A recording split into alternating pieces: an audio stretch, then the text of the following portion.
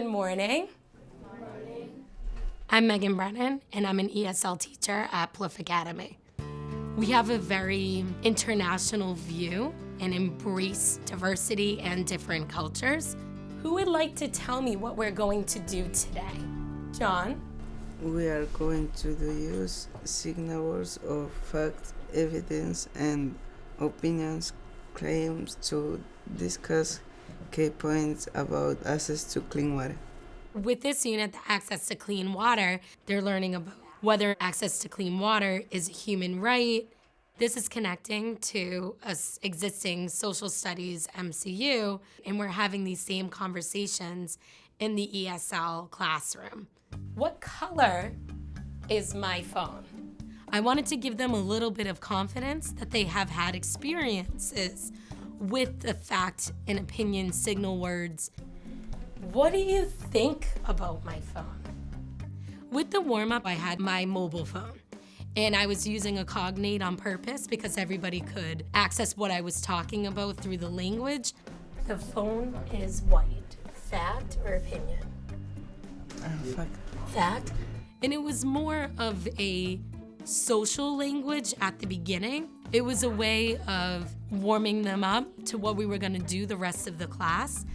Who can tell me the first quality of a fact? Go ahead, John. Has evidence or proof. Very good. A fact has evidence or proof. A fact can be observed. Very good. A fact can be observed. Excellent. So turn and talk to a neighbor and define a fact. You have 30 seconds. Okay, fact has two qualities. Has evidence, proof, or you can observe it. Yeah, a fact you can find it in a statement, it'd have to be true. Even though in the ESL classroom, especially at the beginning levels, students may not have the language necessary to access the Common Core, but they do have these higher ordered thinking skills where they can make connections and they can look around the room for those scaffolds where they can practice the key academic habits of thinking to access the Common Core. We can help ourselves when somebody doesn't know that word in English, then they won't help you. You help than others. We're gonna move on to an opinion. I always like to look for multiple ways for children to communicate with me. So for example, if one student isn't very talkative, they might not enjoy turn and talk a lot. So maybe a better way is for them to write it. Grab your whiteboard, write down one quality of an opinion or a claim. In the whiteboard activity, they're practicing what they just acquired, and they're practicing writing the words and showing me that they were able to acquire the language. I want you to show me your board. Contain beliefs and thoughts, believes, cannot be proved. Excellent job.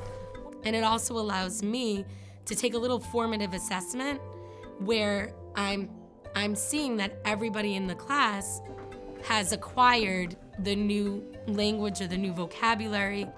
So now we're gonna do a practice activity. Look at all the pictures first. We're all gonna write 2 or 3 opinions. You can write them about yourself. We went to the independent activity where it's moved from the receptive language to the productive language by the end of it. There is a big difference between a level 1 and a level 2 in terms of what they're able to produce and the scaffolds that each of those language proficiency levels need. For the SLIFE students, they really need the picture and the word to construct the sentence. You're first going to read each statement aloud. We had practiced the language for quite a while. Introducing the content later gave them all the supports that they needed to be able to access the rigorous Common Core. And then you're gonna discuss with your group, are these facts or are these opinions? That's an opinion.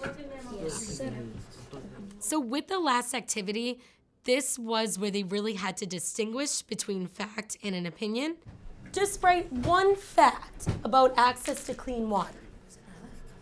I didn't want them to just come up with the right answer. I also wanted them to practice the strategy of how we know a statement is a fact or is an opinion. My opinion is about access to clean water.